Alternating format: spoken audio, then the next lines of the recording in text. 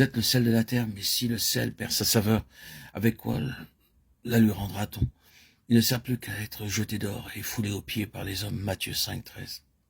Le sel est une bonne chose, mais si le sel devient sans saveur, avec quoi l'assaisonnerez-vous? Ayez du sel en vous-même. Marc 9, 50. Nous revenons au livre de Néhémie et nous désirons considérer avec la reconstruction de la muraille de Jérusalem, sous la conduite inspirée de Néhémie, un élément de plus qui englobe tout, un facteur que cette œuvre représente.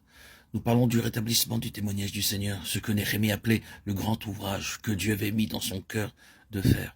Et lorsque nous en venons à considérer ce rétablissement du côté positif, nous trouvons un grand principe de rétablissement qui renferme toute l'œuvre.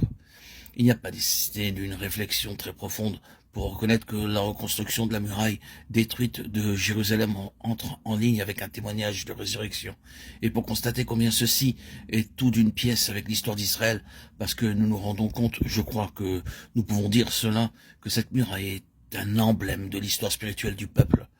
Ce qui est vrai de la muraille dans cette période est vrai du peuple. La muraille manifeste seulement la condition du peuple, spirituellement ruiné, avec beaucoup de brèches, rien qui soit complet ou parfait, rien qui contribue à une pleine satisfaction, et donc rien qui soit à la gloire de Dieu. Nous avons fait remarquer précédemment dans les différents audios déjà publiés que Néhémie était contemporain de Malachie. Or, les prophéties de Malachie nous donnent un compte-rendu très clair, quoique très terrible, de la condition spirituelle du peuple de Dieu en ce temps-là. Aussi, cette muraille, représentant l'état du peuple, révèle très clairement la nécessité d'une résurrection. De façon répétée, l'histoire d'Israël nécessita cela.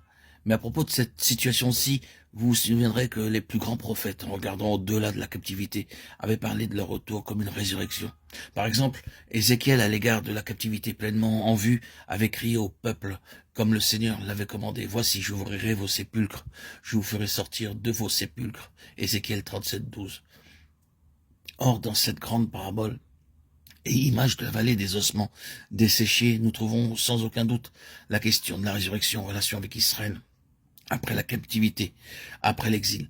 De sorte que le retour, celui du reste de Babylone à Jérusalem, et la construction ou la reconstruction de la muraille correspondent aux prophéties concernant la résurrection, quoique sous l'aspect temporel et terrestre, l'accomplissement fut très imparfait, un accomplissement beaucoup plus grand et encore en vue. Mais voici le point. Il s'agit d'une question de résurrection. Le départ en captivité fut en premier lieu un jugement sur le péché, et donc représenté comme suivi par la mort, car la mort suit dans le sillage du jugement, et Israël est représenté comme étant entré dans la mort, dans un sépulcre spirituel. Et si nous demandons ce qu'est la mort, c'est être éloigné de Dieu, c'est la séparation d'avec Dieu. Et il en était ainsi à leur égard. Ils étaient hors du lieu que Dieu avait désigné pour le recouvrement. Ils s'étaient éloignés du Seigneur. Et si s'être éloigné du Seigneur en guise de jugement représente quelque chose, c'est assurément la mort.